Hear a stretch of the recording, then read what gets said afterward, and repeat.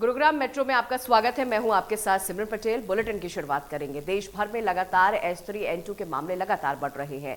इसी के मद्देनजर प्रदेश सरकार के आदेशों के बाद गुरुग्राम में स्वास्थ्य विभाग ने अपनी भी कमर कस ली है। हालांकि गुरुग्राम में इस वायरस का कोई भी नया मामला सामने नहीं आया है, लेकिन इसके मद्देनजर रखते हुए स्वास्थ्य विभाग की तरफ से एक आइसोलेशन वार्ड बनाया गया है, जो कि सभी प्राइवेट अस्पतालों को भी निर्देश जारी किया गया है। अगर फ्लू का कोई भी मामला सामने आता है तो की जानकारी तुरंत स्वास्थ्य विभाग को दी जाए।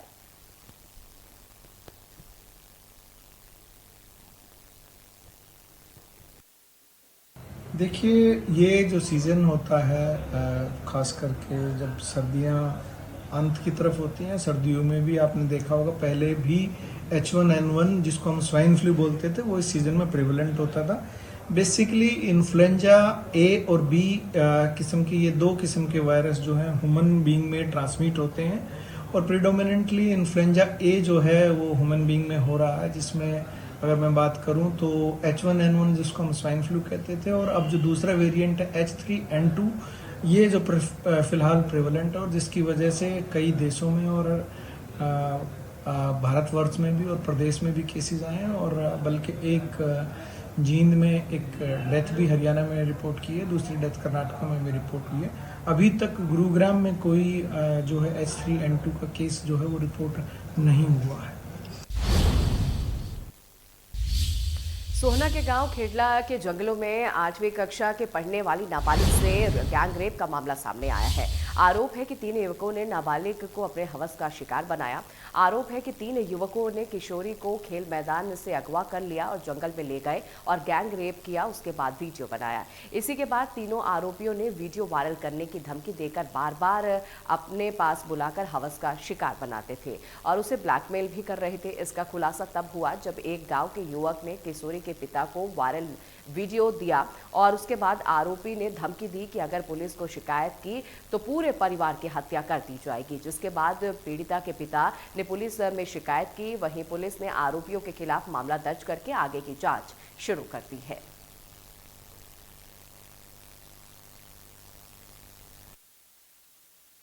गांव में खेल हो रहे थे फुटबॉल के। उसके बाद में लड़की को थोड़ा वॉशरूम हुआ, वो थोड़ा सा जल्दी सी तालाब के साथ गई।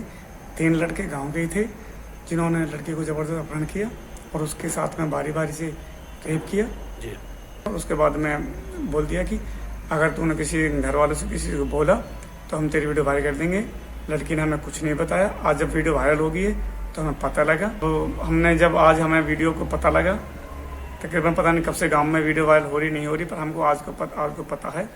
और हमने आज जब पति लड़की से पूछा तो उसके बाद में लड़की बोली हाँ। मैंने कहा तुमने हमें क्यों नहीं बताया? बोले कि मैं डर के मारे नहीं बताया मैंने। गुरुग्राम में बदमाशों के हौसले बुलंद होते जा रहे हैं। साइबर सिटी सेक्टर 5 में कृष्णा टाइल्स के ऑफिस में 20 से 25 हथियारबंद बदमाशों ने तोड़फोड़ की है। सारी वारदात जो है सीसीटीवी कैमरे में कैद हो गई है। ऑफिस में मौजूद लोगों की लाठी डंडों से पिटाई भी करना शुरू कर दिया। ऑफिस में रखे लगभग 4 लाख रुपए भी लूट लिए गए।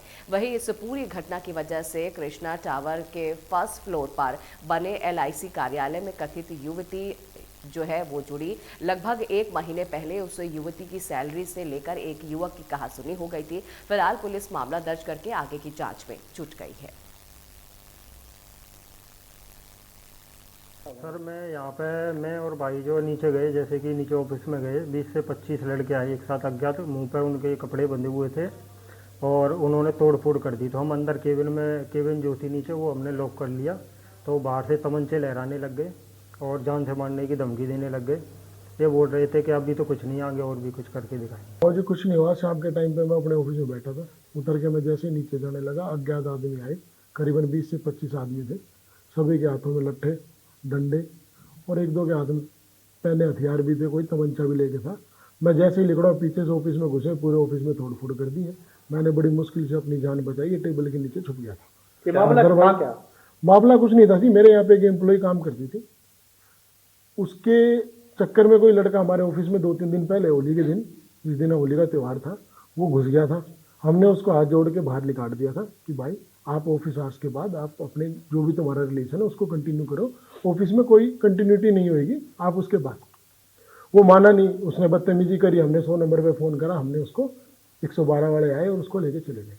उसके बाद पुलिस वालों ने वहाँ पे राजीनामा हो गया जी, तो लड़के ने माफ़ी मांग ली, राजीनामा हो गया। उसके बाद वो आज लड़की दोबारा आई है, और जब वो सभी बच्चों को जो भी इसके साथ आए थे वो सबको लेके आई है। उसके बाद मानेसर नगर निगम वार्ड 20 के गांव नहरपुर में मुख्य सड़क काफी समय से खस्ता हाल है, जिसके चलते ग्रामीणों को परेशानियों का सामना करना पड़ रहा। ग्रामीणों का कहना है कि वो कई बार अधिकारियों को इस समस्या से अवगत भी करा चुके हैं, लेकिन अभी तक समस्या का समाधान नहीं हो सका।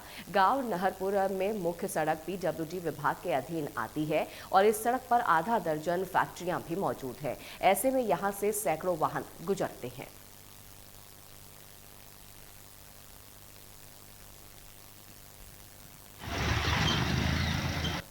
जो मानेसर नगर निगम का गांव है नहारपुर गांव, उसकी जो मुख्य सड़क है उसकी हालत काफी खस्ता हाल है। और जो गांव की मुख्य सड़क है वह पीडब्ल्यूडी विभाग के द्वारा उसका नवनिर्माण कार्य कराया जाना है और काफी बार ग्रामीणों द्वारा इसकी मांग भी उठाई गई है, लेकिन अभी तक गांव की मुख्य सड़क का कोई भी समाधान पीडब्ल्यूडी विभाग की तरफ से या बात करें मानेसर नगर निगम के द्वारा कोई भी समाधान नहीं किया गया, जिससे ग्रामीण काफी परेशान है। और हमारे साथ ग्रामीण मौजूद है, उनसे बातचीत करें कितनी परेशानी रोड की खस्ता हालत होने के कारण होती है। जी, आपका नाम? मैं मनोज यादव, गांव नाहरपुर से। हमारे ये जो पीडब्ल्यूडी का रोड है और ये रोड की बहुत ही खस्ता हालत है। यहाँ पे डेली हादसे होते हैं और यहाँ पे इस रोड पे काफ़ी कंपनियां हैं, जिसकी वजह से बहुत ज़्यादा गाड़ियाँ आती है यहाँ पे और बहुत बुरा हाल हो रखा है इस रोड का, जो आपके सामने है, आप देख सकते हो। और हम पीडब्ल्यूडी से पूरा गाँव हमारा कई बार रिक्वेस्ट कर चुका है कि इस रोड को जल्द से जल्द बनाया जाए। ये बीच में रोड छोड़ दिया तो उन्होंने क्यों छोड़ा? तो पीडब्ल्यूडी के सभी अधिकारियों से हम हाथ जोड़कर प्रार्थना करते हैं कि इस रोड को जल्दी से जल्दी बनाया जाए और इसका समाधान किया जाए। जी, देखिए काफी परेशानी कि रोड टूटा होने के कारण बहुत भारी परेशानी भाई है रोड की। इसकी मांग उठाई गई है। बिल्कुल नहीं, अब बहुत भारी परेशानी है। बात छोटा बाढ़ के देख के जाओ तो सिक्योरिटी बात पेड़ हो जाए हमारा, तो पेड़ हो जाए। और कई बार कह लिया चीज के बारे में, कई बार कह लिया, इसको ही सुना ही ना है। देखिए काफी बार ग्रामीणों द्वारा मांग उठाए जाने के बावजूद भी जो गांव की मुख्य सड़क है उसका समाधान नहीं हो रहा है। और इसी रोड पर लगभग आधा दर्जन फैक्ट्रियां मौजूद है और साथ ही रोजाना यहां से हजारों वाहन गुजरते हैं, लेकिन उसके बाद भी हम पीडब्ल्यूडी विभाग की बात करें या मानेसर नगर निगम की बात करें तो कोई भी विभाग ग्रामीणों की समस्या पर ध्यान नहीं दे रहा है। गुरुग्राम से कैमरामैन गौरव के साथ प्रदीप यादव, इंडिया न्यूज। अब खबर फरीदाबाद से। नेशनल कमीशन फॉर वुमेन की देखरेख में फरीदाबाद के होटल राजहंस में 2 दिन के सेमिनार का आयोजन किया जा रहा। हर 4 महीने में अलग अलग राज्यों द्वारा इस तरह का सेमिनार किया जाता है। इस बार हरियाणा में मेजबानी मिली है। इसमें भाग लेने वाले नेशनल कमीशन फॉर वुमेन की चेयरपर्सन रेखा शर्मा समेत राज्य की चेयरपर्सन और वाइस चेयरपर्सन शामिल होंगी। महिलाओं से संबंधित अपराध, साइबर अपराध के अलावा कानून की जानकारी के सेशन लगाए जाएंगे। और इस पर स्टेट कमीशन फॉर वुमेन के चेयरपर्सन रेणु भाटिया से बात की हमारे ब्यूरो चीफ देवेंद्र कौशिक ने। नेशनल कमीशन फॉर वुमेन की गाइडलाइन के अनुसार इस बार हरियाणा में 2 दिन का सेमिनार रखा गया है और अलग अलग सेशन में अलग अलग जानकारी, चाहे कानूनी संबंधित हो चाहे महिलाओं के सुधार से संबंधित हो, एक्सपर्ट द्वारा जानकारी दी जा रही है। हमारे साथ में चूंकि स्टेट कमीशन फॉर वुमेन की चेयरपर्सन है रेणु भाटिया, उनसे बात कर लेते हैं। शुरुआत हो गई है, आपके नेशनल कमीशन फॉर वुमेन की भी चेयरपर्सन यहाँ मौजूद हैं। किस तरह से शुरुआत हुई है और क्या क्या सेशन में जानकारी दी गई है? आज की हमारे इस कार्यक्रम की शुरुआत बहुत ही खूबसूरत अंदाज में और बहुत अच्छा आगाज़ हुआ। नेशनल चेयरपर्सन रेखा शर्मा जी ने इसकी शुरुआत दीप जलाकर की और हमारे पास इस समय 21 chairperson, vice chairperson, secretaries, member secretaries और मेंबर्स आए हैं।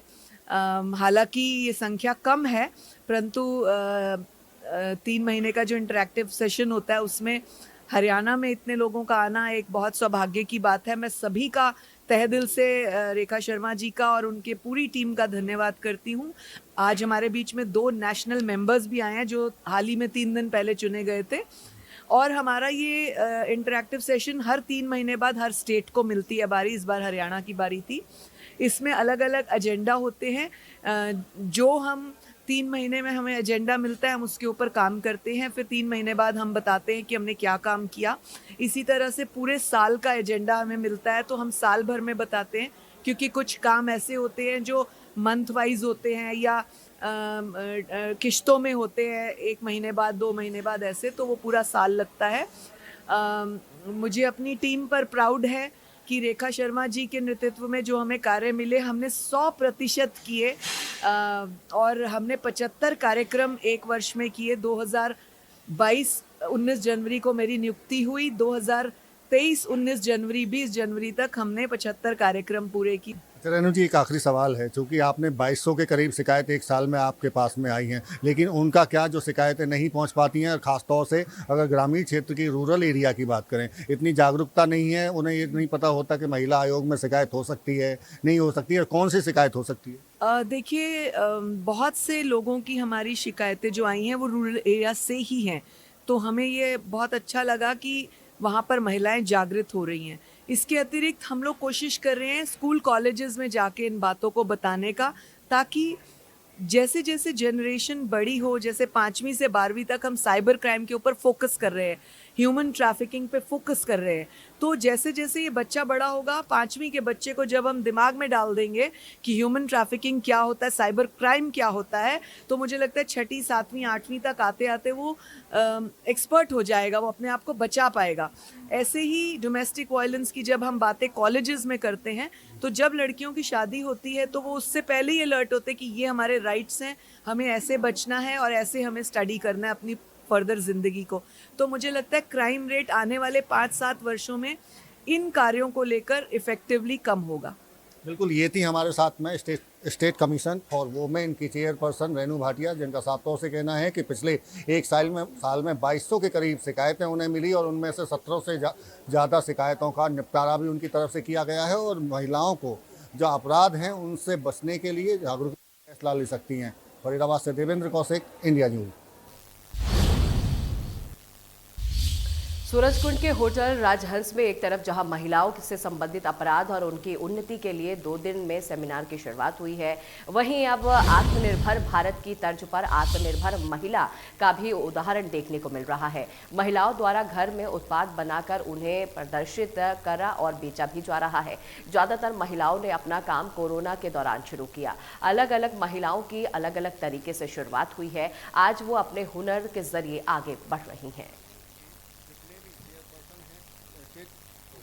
महिलाओं की जागरूकता के लिए एक तरफ जहां नेशनल कमीशन फॉर वुमेन्स के गाइडलाइन के अनुसार स्टेट कमीशन फॉर वुमेन की तरफ से यहां 2 दिवसीय सेमिनार का आयोजन किया जा रहा है, और तमाम देश भर के जितने भी चेयरपर्सन हैं स्टेट कमीशन फॉर वुमेन की, वो यहां पहुंची हैं और सदस्य पहुंचे हैं। लेकिन इसके साथ साथ में एक तस्वीर हम जो आपको दिखा रहे हैं वो है आत्मनिर्भर महिलाएँ, और ये अपने आप जो ये स्टॉल लगाए गए हैं यहाँ, ये तमाम महिलाएँ अपने घरों से ही ये प्रोडक्ट बना रही हैं, और इसी तरह की जब कहीं एग्जीबिशन या कोई कार्यक्रम होते हैं तो यहाँ उनको ये लेकर आती हैं, और चूंकि खुद अपने आप होममेड ये तमाम जो प्रोडक्ट हैं वो बनाए गए हैं। आपसे बात करेंगे, आपका नाम क्या है और कहाँ से हैं आप? संगीता, फरीदाबाद से। आप क्या बनाते हैं ये? हम लोग दिवाली के टाइम में होम डेकोरेशन के लिए बंधनवार, लटकन, और राखी के टाइम में राखियाँ। कितने दिन से बना रहे हैं? मेरे को वैसे काम करते हुए 12-13 साल हो गए हैं। कैसे आया था आइडिया? मैंने शुरू में बेडशीट और अलमीरा अरेंजर से चालू किया था। उसके बाद जो फ्रेंड्स वगैरह थे वो लोग कहने लगे कैलकाटा राखीज़ लेकर के आओ आप लोग, तब हमने राखी शुरू करी। फिर हम 2 फ्रेंड जुड़े, तब हमारा काम धीरे धीरे बढ़ता चला गया। अब हम काफ़ी एग्जीबिशन भी लगाते हैं और घर से भी करते हैं। देखिए, ये बंधनवार और घर पे ही बनाने का इनका काम है, और ये चूँकि एक ज्वेलरी आपने भी लगाई हुई है। आपका क्या नाम है और आप कहाँ से हैं? मेरा नाम सीमा है और मैं फरीदाबाद से हूँ। मैं इस ज्वेलरी के काम के अंदर नियर अबाउट 1.5 साल से हूँ। एक कोरोना टाइम के अंदर मेरी एक कलकत्ता में फ्रेंड है, तो उसको नीड थी कुछ मनी की, तो वो कुछ इस तरह का ज्वेलरी का काम करती थी। बट उसको सपोर्ट करते करते ना मैं इस फील्ड में आ गई कि कुछ डिज़ाइंस उसको देना, खुद बनाना, फिर उसको एनकरेज करने के लिए उसके मटेरियल को यहाँ डिस्प्ले करके सेल करना। तो हम दोनों की इकट्ठी मिली हुई लागत है और हिम्मत है कि जो हम लोग इस तरह से डिस्प्ले कर करके एग्जीबिशंस लगाए, क्योंकि वहाँ एग्जीबिशंस इतने नहीं होते हैं। हमारे यहाँ एरियाज़ में एग्जीबिशंस बहुत होते हैं। तो ये कह लो कि एक इंटरेस्ट के लिए कि मुझे एक अपना कुछ एक मुकाम बनाना है, मुझे अपना एक स्टेज चाहिए, उसके लिए पूरा मोटिवेशन फैमिली का, फ्रेंड्स का, सबका मिला के। और आपसे जानना चाहेंगे आप क्या बना रहे हैं? मैं केमिकल फ्री हर्बल क्रीम्स बनाती हूँ, जो कि स्किन ट्रीटमेंट के लिए काम में आती हैं। जैसे आपने कैसे शुरुआत की थी? मेरी अपनी स्किन बहुत ख़राब थी, मेरे को पिंपल्स बहुत ज़्यादा थे, मैंने दुनिया भर के सारे इलाज करे पर मेरे को उसमें फ़ायदा नहीं मिला। फिर मेरे में जुनून आया कि मेरे को भी कुछ करना चाहिए। फिर मैंने इसकी पढ़ाई करी, एक्सपेरिमेंट्स करे और उसके बाद मेरे को सफलता मिल गई। फिर जब मैंने अपना ठीक कर लिया, सबने कहा हमारे लिए भी कर, फिर मैंने इसकी शुरुआत कर ली। फिर मैंने बेचना शुरू करा। अभी मेरा काम नो प्रॉफिट नो लॉस पे है, क्योंकि पहले मैं अपने पैर जमाना चाहती हूँ इस लाइन में, उसके बाद फिर धीरे धीरे करके मैं आगे बढ़ूँगी। सब तमाम जो महिलाएं हैं जो खुद अपना काम कर रही हैं वो अपने अनुभव भी शेयर कर रही हैं। कई लोगों ने कोरोना में जिस तरह से एक नई शुरुआत की और नए नए आइडिया उनके पास आ रहे थे, तो अब ये कहीं ना कहीं सफलता की सीढ़ियों पर आगे बढ़ती हुई तमाम आत्मनिर्भर महिलाएं हैं। जो आत्मनिर्भर भारत की बात हम करते हैं तो उसी बीच में अब आत्मनिर्भर महिलाएं भी अपने अपने काम के शुरुआत करने के बाद में आगे बढ़ती हुई दिखाई दे रही हैं। फरीदाबाद से देवेंद्र कौशिक, इंडिया न्यूज। फरीदाबाद के सिविल अस्पताल बादशाह खान में बीती 11 तारीख सुबह 3 बजे अस्पताल में इमरजेंसी में तैनात डॉक्टर के साथ एक्सीडेंट में घायल होकर इलाज कराने आए 3 युवकों ने मारपीट की। आपको जानकारी दे दें कि मारपीट की तस्वीरें सीसीटीवी में कैद हो गई हैं, जो कि अब सोशल मीडिया पर भी जमकर ही हैं। गौरतलब है कि मारपीट करने वाले तीनों आरोपी पेशे से टीचर हैं, जो फरीदाबाद के एक निजी स्कूल में पढ़ाते हैं। फिलहाल तीनों आरोपियों को गिरफ्तार करके जेल भेज दिया गया है।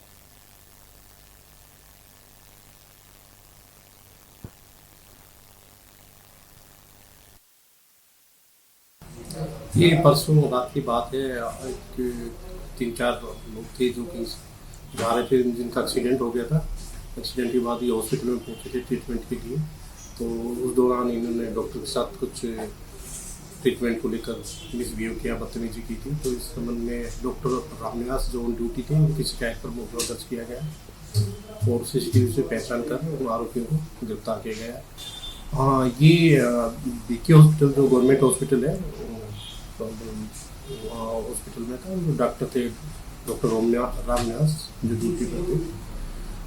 और ये जो बताया जा रहा है कि ये पीछे से टीचर हैं ये, और ये कहीं साथ देने से आ रहे थे, रास्ते में कहीं एक्सीडेंट हो गया था तो हॉस्पिटल गए थे चोट लगने के बाद। तो डॉक्टर ने इनको फर्स्ट एड वगैरह दिया था। तो उसके बाद इनकी किसी ट्रीटमेंट को लेकर कुछ बहसबाजी हुई, तो इसी में इनका झगड़ा हुआ। और मेट्रो न्यूज में बस इतना ही, लेकिन खबरों के लिए देखते रहे इंडिया न्यूज हरियाणा।